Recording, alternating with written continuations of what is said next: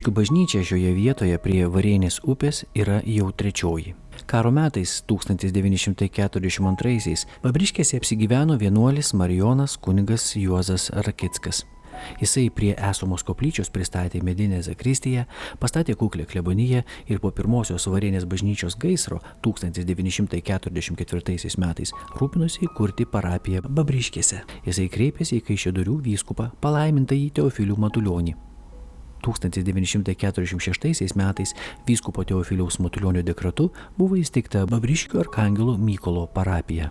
Čia su begaline meile daugiau nei 35 metus dirba kunigas Pranciškus Čivilis, visos Dzūkijos gerumo pavyzdys. Šventasis Teofilis 1946 metais šiai koplyčiai suteikęs parapinės bažnyčios statusą ir buvo įkurta Bobriškių parapija, dabar vadinama Babriškių jau. Mes esame labai laimingi, kad turime tokį įkūrėją, kada vyko beatifikacija.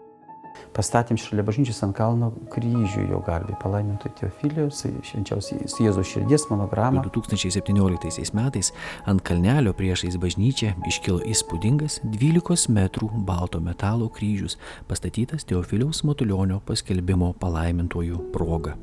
Palaimintasis Teofilius ragino statyti gražius kryžius, kad visi žinotų Lietuvą esant Jėzaus širdies ir Marijos žeme. Norime jam, jo garbei, jo koplyčią, jo vardą padaryti ir ten patalpinti jo relikvijas. Tai mes turime tokią vizualizaciją ir maketus pasidarę. Tai čia yra architekto Brunono Bakaičio, kuris projektavo ir senosios Varėnos bažnyčią ir būtent šitą priestatą, kuriame mes randamės, vizija palaiminto Teofiliaus koplyčia. Tai čia aiškiai matosi, va, čia ir sakrastijos pusės.